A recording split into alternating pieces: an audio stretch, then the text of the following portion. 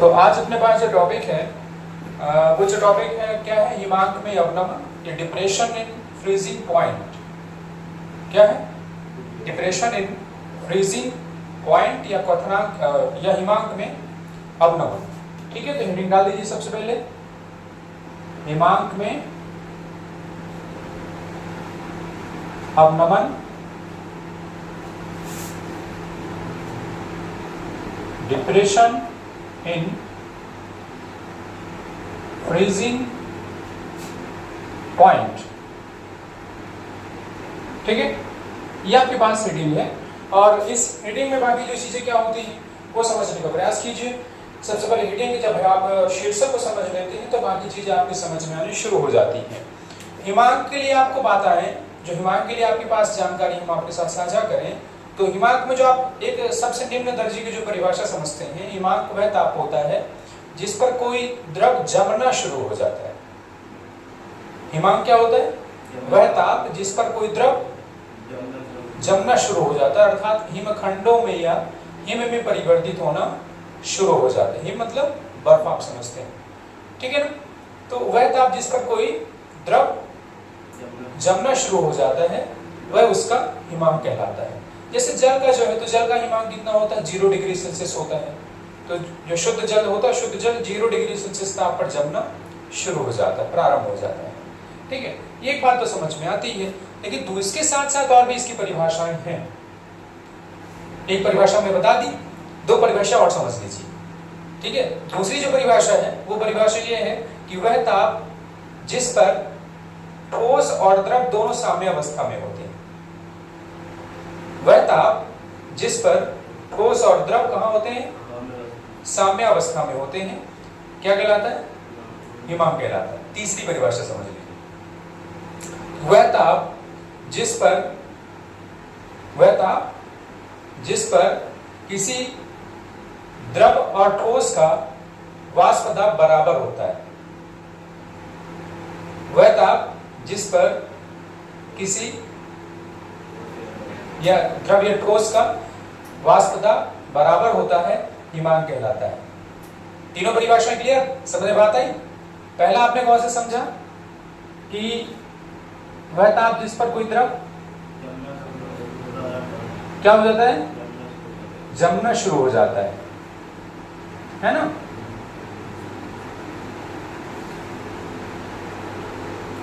वो क्या कहलाता है? उसका हिमांक कहलाता है। दूसरा जो है, दूसरा कौन सा है?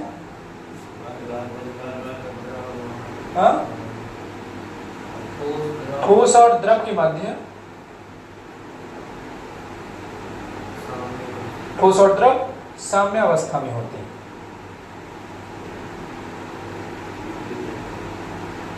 है ना? तीसरा कौन सा पॉइंट है?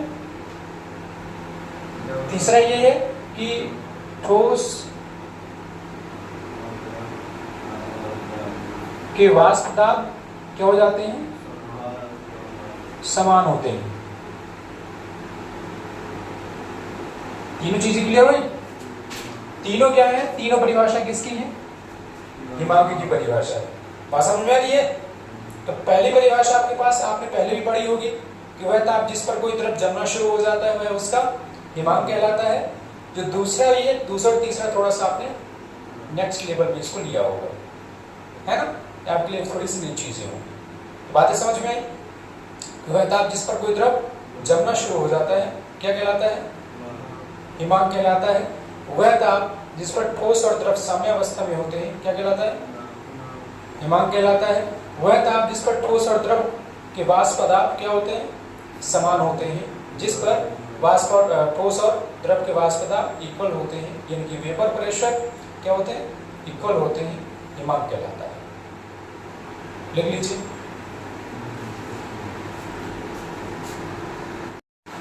अब इसमें देखिए क्या है आगे जो इसमें बात है, हिमांक में अवनमन का मतलब क्या होता है? अवनमन का मतलब सीधे सीधे समझिए, कमी होता है। अवनमन का क्या मतलब होता है? कमी होना। तो हिमांक में क्या हो रही है? कमी हो रही है।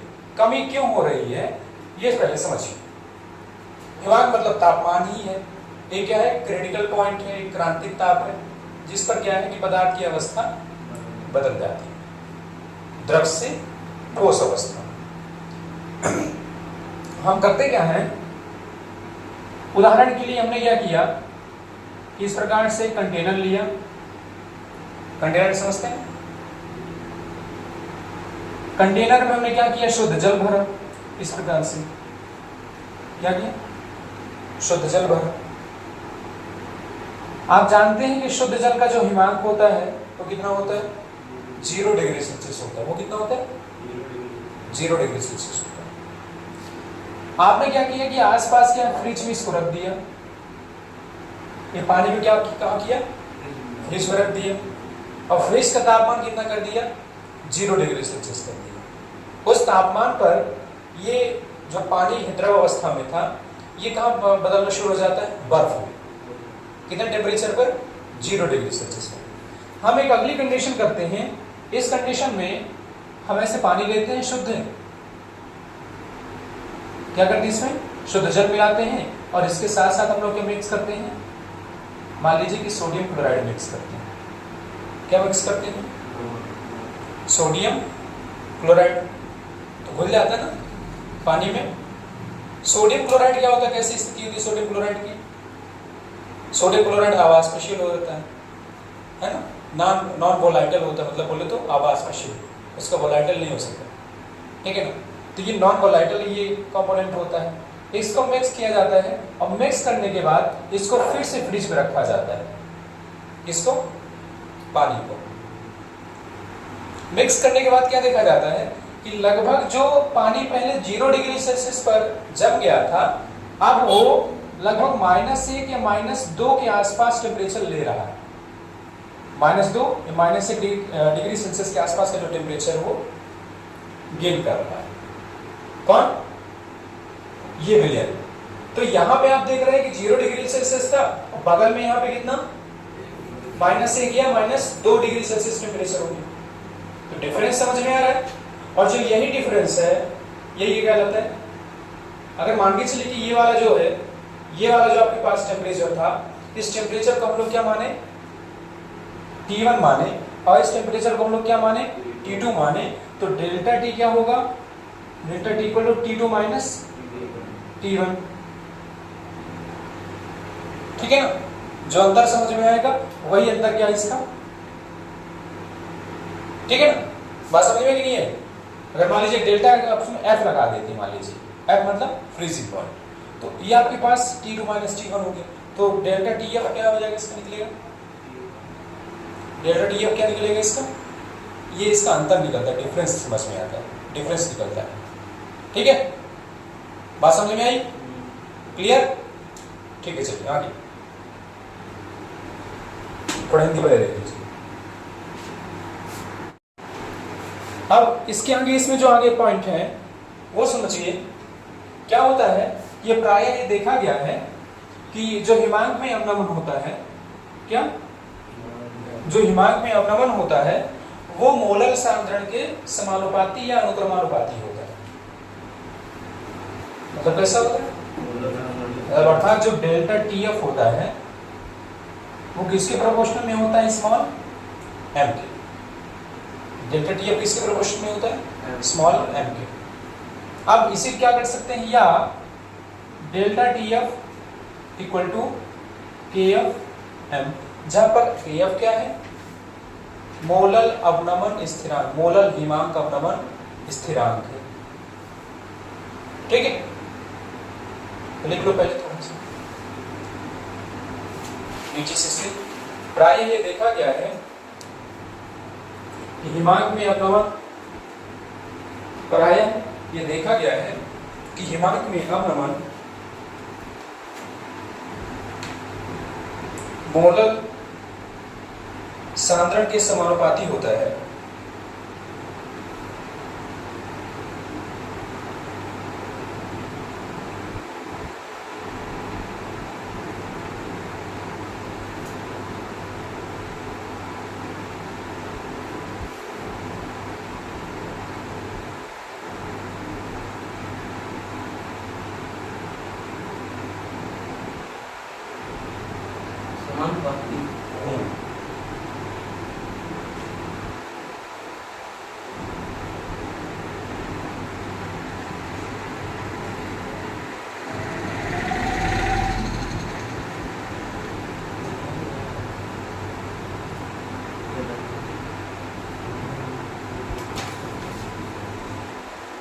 चलिए आगे लिख लीजिए थोड़ा सा। अब इसी के माध्यम से हम लोग अगर निकालना चाहें तो विलेय का आणविक द्रव्यमान भी निकाल सकते हैं।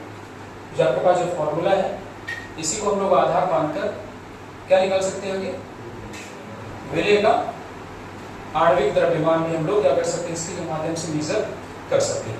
कैसे मेजर कर सकते हैं समझने का, हम लोग क्या कर सकते हैं कि आपके पास ये पहले से ही delta T F equal to K F M है। ये अब m बराबर आप जानते हैं कि अगर मान के चला, जो हमने कल इसके बारे में कल भी बात की थी कि अगर आपके पास m बराबर हम मान के चले कि क्या है, स्मॉल w इंटू 1000 अपॉन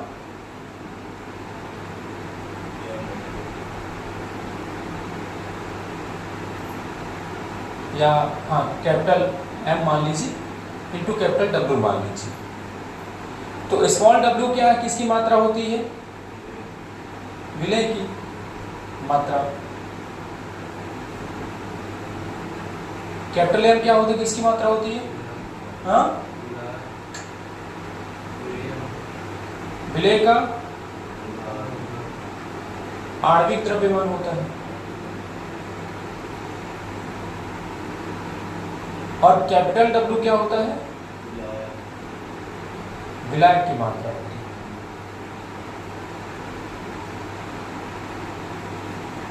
ठीक है ना, इतनी बात समझ में आई। विलायक की मात्रा कितनी होती है, कैपिटल W, और M क्या होता है, विलेय का आणविक द्रव्यमान।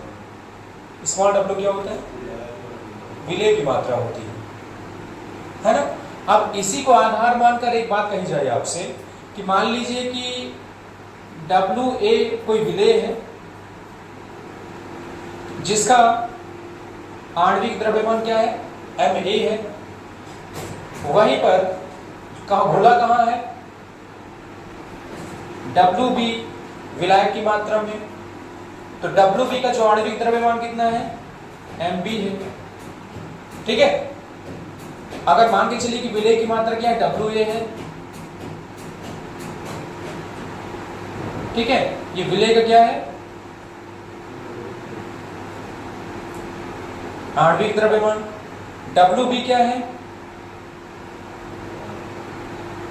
ये विलायक की मात्रा है। MB क्या है, इसमें विलायक का आणविक द्रव्यमान है। अगर मान के चला जाए तो उस कंडीशन पे आप फॉर्मूले में अगर रखना चाहोगे, इस फॉर्मूले में रखोगे तो क्या रखोगे, विलेय की मात्रा क्या है, WA इंटू 1000 कैपिटल M। जहां पे हमने क्या माना था, विलेय का आणविक द्रव्यमान। यहाँ पे विलेय का आणविक द्रव्यमान कितना है, MA है। फिर विलायक की मात्रा कितनी है, WB। तो WB ये हो गया। बात समझ में आई। इसी को आप कहाँ रख दोगे, M बराबर की जगह पे, है ना। तो इस मान को समीकरण, अगर मान के चलिए इसको हम समीकरण 1 मानते हैं, तो इस मान को समीकरण 1 में रखने पर, तो समीकरण 1 में रख दीजिए। तो डेल्टा TF इक्वल टू क्या होगा, KF, M की जगह पे क्या, WA into 1000 upon MA into क्या, WB। क्लियर। अब या करके इसको आप ऐसे भी लिख सकते हैं कि MA equal to KF into WA into 1000 upon delta TF into WB। यह आपके पास एक फॉर्मूला निकला है। काहे का फॉर्मूला, हिमांक में अवनमन की सहायता से विलेय का अनुभार ज्ञात करना। काहे का फॉर्मूला निकला है, हिमांक में अवनमन की सहायता से विलेय का अनुभार ज्ञात करना। लिख लीजिए।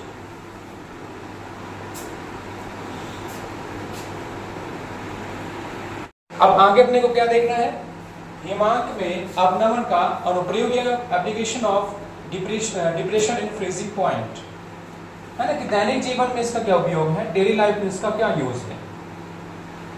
इसका एक सबसे फेमस जो इसका यूज है वो एथिलीन ग्लाइकॉल से रिलेटेड है। इससे एथिलीन ग्लाइकॉल से रिलेटेड इसका जो यूज है क्या है। तुम लोग गाड़ी का रेडिएटर जानते हो नहीं जानते? सुनो, रेडिएटर, गाड़ी का रेडिएटर कहाँ पे लगा होता है गाड़ी का? जैसे मान लीजिए चलो ट्रैक्टर वगैरह है, तो ट्रैक्टर वगैरह का रेडिएटर कहाँ होता है? पंखी के पास लगा रहता है, पंखा वहां पे लगा रहता है, उसके सामने क्या काली काली संरचना रहती है, जाली टाइप का लगा रहता है, वो क्या होता है? रेडिएटर। उसमें क्या भरा जाता है? पानी। क्या भरा जाता है? पानी। अब वहीं से बात थोड़ी सी समझ में आनी।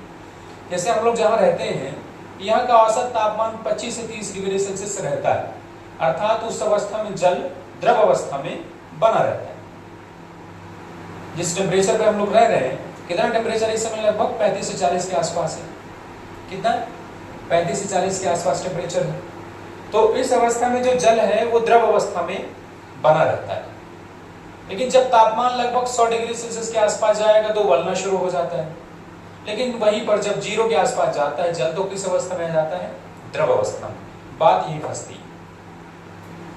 अब तुम लोग ये बताओ, जैसे कश्मीर में जो लोग रहते होंगे, हिमाचल प्रदेश में रहते लोग होंगे लोग, है ना, जहां बर्फ पड़ती ठंडी के समय, या फिर उत्तरी ध्रुव में रहने वाले लोग, उत्तरी ध्रुव में जैसे रशिया में, रूस में रहने वाले जो लोग हैं, उत्तरी ध्रुव या फिर दक्षिणी ध्रुव में रहने वाले जो लोग हैं, तो उन पर क्या प्रभाव पड़ता होगा? वो गाड़ी वाहन कैसे चलाते होंगे? क्योंकि वहां का जो तापमान है कभी कभी माइनस में जाता है तापमान। कहां? माइनस में। कभी -15 जाता है, कभी -20 जाता है, -30, -50 तक चला जाता है टेम्परेचर। 0 डिग्री सेल्सियस टेम्परेचर वहां पर आम बात होती है, सामान्य बात होती है, कॉमन बात वहां पे थी होती है। तो वहां की गाड़ी वाहन कैसे चलते होंगे? भाई उनकी गाड़ी के रेडिएटर में भी पानी यूज किया जाता होगा, तो पानी जम जाता होगा, होता होगा। जब पानी के जब जम जाता होगा रेडिएटर का, तो गाड़ी कैसे चलती होगी? एक पॉइंट है कि नहीं? समझने वाली बात। वहीं पे थोड़ा सा खेला होता है। खेल क्या होता है? खेल ये होता है कि पानी में, मतलब पानी प्लस एथिलीन ग्लाइकॉल मिला दिया जाता है। क्या मिला दिया जाता है? Ethylene glycol. एथिलीन ग्लाइकॉल का लगभग कैसे रहता है? ग्लिसरीन जैसा रहता है। कैसा? ग्लिसरीन तो लगाए होंगे ठंडी में, कि नहीं लगाए? ग्लिसरीन। तो क्या रहता है? कैसा? ये ग्लिसरीन जैसा ही रहता है। अब आगे इसमें इसके साथ क्या क्या चीजें होती है? इसके साथ ये होता है कि पानी प्लस एथिलीन ग्लाइकॉल रहता है, तो पानी का जो हिमांक रहता है वो कितना रहता है? 0 डिग्री सेल्सियस। अर्थात पानी कितने टेम्परेचर पे जम जाता है? 0 डिग्री सेल्सियस। लेकिन एथिलीन ग्लाइकॉल मिलाने के बाद जो जल का जो हिमांक होता है 0 डिग्री सेल्सियस से और कम हो जाता है, अर्थात 0 डिग्री सेल्सियस पे वो अब नहीं जमता है। कम जमता है?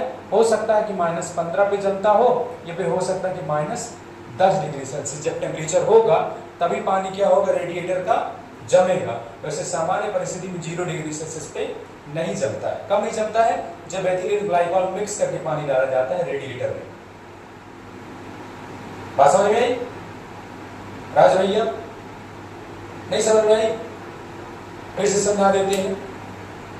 जो ठंडे प्रदेश है, ध्रुवीय प्रदेश है, जहाँ बहुत ठंडी पड़ती है, तुमने टीवी वगैरह में, अखबार वगैरह में या फिर किताब में पढ़ा होगा कि ऐसे भी प्रदेश हैं कि जहाँ पर जो टेम्परेचर रहता है, तापमान रहता है, तो वर्ष भर ये ठंडी के समय बहुत ज्यादा गिर जाता है ना? ऐसे प्रदेश जो शीत प्रदेश भी कहे जाते हैं। क्या कहते हैं उनको? शीत प्रदेश। उन प्रदेशों में क्या होता है कि वहां भी गाड़ी लोग चलाते होंगे, वहां भी गाड़ी का प्रयोग करते हैं, वाहन का प्रयोग करते हैं, आवागमन के लिए, परिवहन के लिए, है ना, ट्रांसपोर्टेशन के लिए। तो गाड़ी वाहन वहां भी प्रयोग करते हैं, और वहां की गाड़ी वाहनों में भी रेडिएटर का प्रयोग किया जाता है। वहां की गाड़ी वाहनों में भी किसका प्रयोग होता है? रेडिएटर का। जैसे यहाँ की गाड़ी वाहनों में रेडिएटर का प्रयोग होता है। तो जब रेडिएटर में किसका प्रयोग किया जाता है? पानी का। पानी डाला जाता है। देखियो, रेडिएटर में क्या डाला जाता है? पानी डाला जाता है। तो यहाँ तो ठीक है, जैसे हम लोग का यहाँ का टेम्परेचर इतना कम नहीं होता कि पानी जम जाए, बर्फ जम जाए। यहाँ तो टेम्परेचर ठंडी के समय में 3-4 पहुंच जाता तो अपन को लगता है कि बस हो गया, अब अंतिम बस संस्कार होने वाला है, बस जीवन जो समाप्त होने वाला है, ऐसा हो जाता है। लेकिन वहां का टेम्परेचर जो है तो वो 0 डिग्री सेल्सियस होना, माइनस में जाना सामान्य बात होती है। वह ऐसा होता रहता है, वहां कोई अद्भुत ये अचंभे वाली बात होती नहीं है। वहां की कंडीशन मेंटेन कैसे की जाती है वो समझना है। वहां पे भी क्या है कि रेडिएटर में पानी प्रयोग किया जाता है, और वो जो पानी है, पानी कितने टेम्परेचर में जब बर्फ बदलना शुरू हो जाता है? 0 पे। कितने पे? 0 पे। तो जब वहां का टेम्परेचर 0 ही रहता है ज्यादातर, तो वो जो रेडिएटर में पानी होगा वो कहां बदलेगा? बर्फ में बदल जाएगा। और जब बर्फ में बदल जाएगा तो गाड़ी नहीं चल पाएगी, गाड़ी स्टार्ट नहीं हो पाई। जब गाड़ी स्टार्ट ना हो पाई तो गाड़ी किसन चली, तो समस्या रहा थी। तो वह समस्या से निजात पाने खातिर का वो बच्चे का करवा करते हैं कि जब वो पानी के प्रयोग करते हैं तो पानी के साथ क्या मिला देते हैं? एथिलीन ग्लाइकॉल मिला देते हैं। तो जब पानी है तो पानी अब 0 डिग्री सेल्सियस पर नहीं जमा है, उससे और कम तापमान में जमा है, और उससे कम तापमान में जमा है, ठीक है ना। 0 पर जम के माइनस में, जब माइनस में टेम्परेचर हो जाए तब जाके पानी का जमी। कौन वाला? रेडिएटर वाला, ठीक है ना। ये एप्लीकेशन अनुप्रयोग है। अब बात समझ में आई ना कि कहाँ है ये, ठीक है ना। तो चलो लिख लेते हैं इसको। अब इसमें एक और बात समझनी है आपको कि ऐसा होता क्या है कि ये जो वाष्प दाब कम हो जाता है, साथ ही साथ इसका हिमांक कम हो जाता है। आपको इतनी बात मालूम होगी, इसके कारणों की तरफ प्रकाश डालते हैं अपन। जो लाइट मारते हैं, टॉर्च मारते हैं, किसकी तरफ? कि हिमांक में अवनमन क्यों हो जाता है। कारण क्या होता है कि जैसे पानी है तो पानी के जो अणु है, जल के जो अणु है वो होते हैं, क्या होते हैं? ऑक्सीजन बीच में, हाइड्रोजन इस प्रकार से अगल बगल रहता है, हाइड्रोजन इधर रहता है, बीच में क्या रहता है? ऑक्सीजन रहता है। और इसके साथ साथ दूसरा जो है तो वो जल का अणु इस प्रकार से वो जुड़ा रहता है। अर्थात ये जो बीच में डैश डैश की संरचना देख रहे हैं, किसकी संरचना? ये हाइड्रोजन बंध है।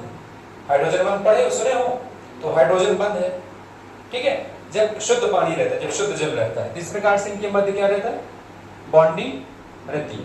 लेकिन जैसे ही हम लोग कुछ मिला देते हैं, जैसे NaCl मिला दिए या फिर मान के चलिए एथिलीन ग्लाइकॉल वगैरह मिला दिए, तो जल के बीच में जो हाइड्रोजन बॉन्डिंग है ना, उसको बंधने में थोड़ा सा दिक्कत करते हैं। बीच में कौन आना स्टार्ट हो जाते हैं? ये कौन? मतलब एथिलीन ग्लाइकॉल, ये कि NaCl, या फिर जो भी कुछ अलग कर रहे हैं, तो वो सब क्या आने स्टार्ट हो जाता है बीच बीच में। और जब आते हैं बीच बीच में तो क्या होता है? फिर जो टेम्परेचर, जिस टेम्परेचर में इनको अपने उस काम में परिवर्तित हो जाना चाहिए था, वो टेम्परेचर ज्यादा लेते हैं या फिर कम लेते हैं, है ना। क्या करते हैं? ये टेम्परेचर ज्यादा लेते हैं या फिर कम लेते हैं। और साथ ही साथ इनका वाष्प दाब भी क्या हो जाता है? कम हो जाता है। मतलब साथ ही साथ क्या होता है? वेपर प्रेशर जो है ये कम हो जाता है। मतलब ये क्या करते हैं कि हाइड्रोजन बॉन्डिंग को, जो हाइड्रोजन बंध रहता है, उसको आसानी से बंधने से रोक देते हैं। बीच में क्या बार बार कूद के पहुंच जाते है ना। उससे क्या हो रहा है? क्या बताओ क्या हो रहा है यहाँ पे? जैसे जल का जो मुद्दा होता है, हम भी है ना, हमको भी बताओ क्या हो रहा है यहाँ पे, हमको भी बताओ। कौन कौन बोलता है? एथिलीन ग्लाइकॉल बोलता है, NaCl, जो भी कुछ रहेगा आवाज में शुद्धि रहेगी, वो क्या बजा के कूद के पहुंच जाएगा। कूद के पहुंच जाने के बाद बीच में क्या बढ़ेगा? वो खलल डालेगा। इसी वजह से ऐसा यहाँ पे स्थिति होती है, ठीक है। ठीक।